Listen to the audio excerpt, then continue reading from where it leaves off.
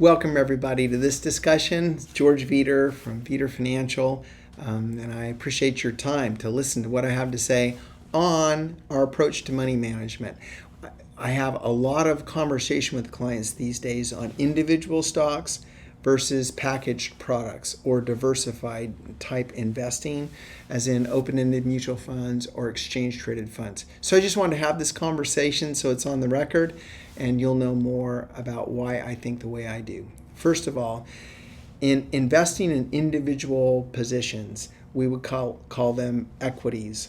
We are deciding as an investor that we know what stock will do the best for the least amount of risk, right? Now, the reason why I am hesitant to give out stock picks per se or to build portfolios of individual stock picks is because my job in professionally or in this office is to solve problems for clients. Get them from their A to their B with the least amount of risk in the most efficient way. So I am not a stock analyst per se. I've been in this business for over 30 years, so I feel like I have a good sense of where there's good value in the market and where maybe there is more danger in the market. But as far as drilling down to give recommendations on individual issues, I think maybe I am outside my job description to do that. For example, let's say you ask me whether or not I should buy or you should buy Federal Express. I mean, I don't know. It makes sense because we have this revolution going on in e-retailing where everybody is getting things brought to them and they aren't going to the mall anymore. It's been trending that way, but COVID accelerated that pattern. So you're thinking, geez, UPS and Federal Express, this has got to be their heyday because everything is shipped, right? Well, actually, Federal Express, as of a couple of days ago, I didn't check it today, was actually negative on the year. One of just a handful of stocks in the S&P 500 that hasn't had a positive return so far this year to date.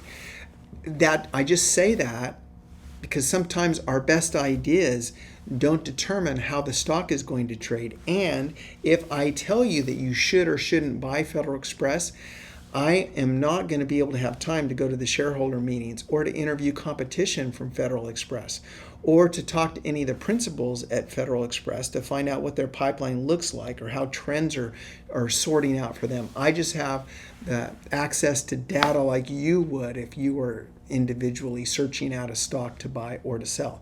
So here's what I think is a better option. I think Federal Express as a large cap U.S. stock, it is going to have analysts studying it that represent exchange-traded funds and mutual funds, and the analysts that for any particular fund, say Vanguard, that is covering Federal Express, they actually are doing all those things that I don't have time to do to research Federal Express. And then they're reporting to their fund managers whether or not it's a good buy at this level, whether they should accumulate it or whether they should trim it or whether they should just hold pat on what they have. So here's what I think is a better idea for me as a financial planner representing you and your wealth going forward and trying to accomplish our goals with the least amount of risk. I can determine how to build a portfolio to achieve a certain objective. And I can assign within that portfolio, based on my research, how much should go into large cap growth, how much should go into large cap value, small cap growth, small cap value, emerging markets, Europe and Asia, different bond categories. I can decide how to blend that portfolio to get what I consider to be the best relationship between risk and reward for you, the client. And I can watch it every day, that model or those models, to make sure they're doing what I think they should be doing. Now, I can assign, because I have the ability to filter managers, a exchange traded fund or a mutual fund with a manager that has historically given us alpha or an advantage over the unmanaged market. And they've delivered for that type of investing an excellent result. And I can hire a team of them to do that job for us, better than I can individually recommend when to buy or sell a stock, because that's really not what I'm supposed to be doing for you. Okay, here's another way to look at that. I picture myself in my relationship to clients kind of like the conductor of an orchestra, okay? You are the paying customer. You're buying the ticket to listen to the orchestra, so to speak. I'm the conductor. My job is to lead those musicians to play the music that you want to hear as the investor. Now, my job is not to play all the individual instruments, right?